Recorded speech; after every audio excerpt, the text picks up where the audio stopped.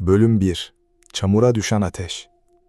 Sis, Kaçkar eteklerine sanki gökyüzü yeryüzüne inmiş gibi çökmüştü. Sadece göz gözü görmemekle kalmıyor, o yoğun rutubet insanın ciğerlerine kadar işliyordu.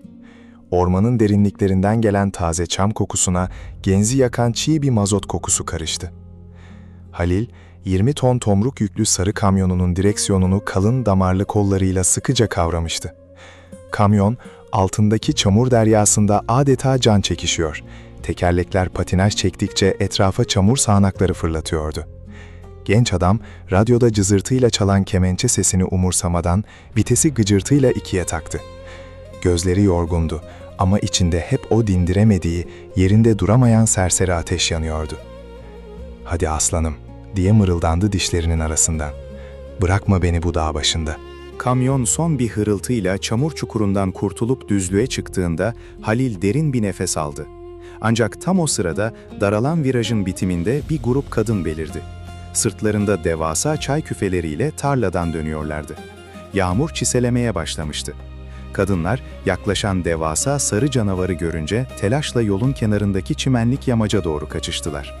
Halil frene asıldı. Havalı frenin o meşhur derin tıslaması dağlarda yankılandı.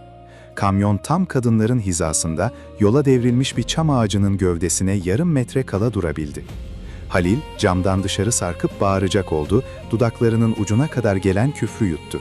Çünkü gözü ona takılmıştı. Kadınların arasında diğerlerinden biraz daha geride duran, çamurun ve griliğin ortasında adeta isyan eder gibi parlayan bordo bir renk vardı. Genç bir kızın başındaki şaldı bu. Rüzgar, bordo şalın uçlarını kızın yüzüne doğru savuruyor, kız ise çamurlanmış elleriyle şalı düzeltmeye çalışıyordu. Halil kontağı kapattı. Motorun gürültüsü kesilince sadece rüzgarın ve çiseleyen yağmurun sesi kaldı. Genç kız iriye öfkeli ela gözlerini doğrudan kamyonun şoför mahalline dikti. Çay toplamaktan parmak uçları kararmış, yüzüne yağmur damlaları inmişti ama duruşunda öyle dik başlı, öyle yabani bir güzellik vardı ki Halil'in nefesi kesildi. Kamyonun kapısını açıp ağır ağır aşağı indi. Çizmeleri çamura gömülürken gözlerini kızdan ayıramıyordu.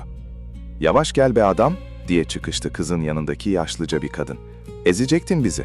Dağ başı mı burası?" Halil yaşlı kadını duymadı bile. Adımları onu bordo şallı kıza doğru götürdü. Kız geri adım atmadı. Çenesini hafifçe yukarı kaldırdı. "Korktun mu?" diye sordu Halil. Sesi beklediğinden daha boğuk çıkmıştı. Kızın ela gözlerinde bir ateş parladı. "Korkmadım. Sadece şu demir yığınını kullanmayı bilmeyen birine denk geldiğim için şansıma küfrettim." Halil'in dudaklarının kenarı kıvrıldı. Beklemediği bu ters cevap hoşuna gitmişti.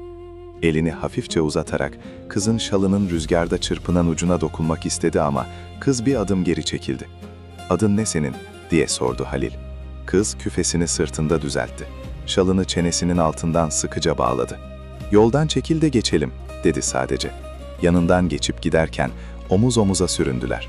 Halil'in burnuna yağmur, çay yaprağı ve çok hafif temiz bir sabun kokusu doldu. Kız birkaç adım attıktan sonra durdu. Omuzunun üzerinden geriye Halil'e baktı. "Zeynep," dedi kısaca. Sonra diğer kadınların arasına karışıp sesin içinde kayboldu. Halil, yağmurun altında öylece kaldı. Sarı kamyonu, çamurlu yollar, teslim edilecek tomruklar umurunda değildi artık. Sislerin arasında kaybolan o bordo şal, sanki doğrudan boynuna dolanmış ve onu hiç bilmediği, uçurumu bol bir yola doğru çekmeye başlamıştı.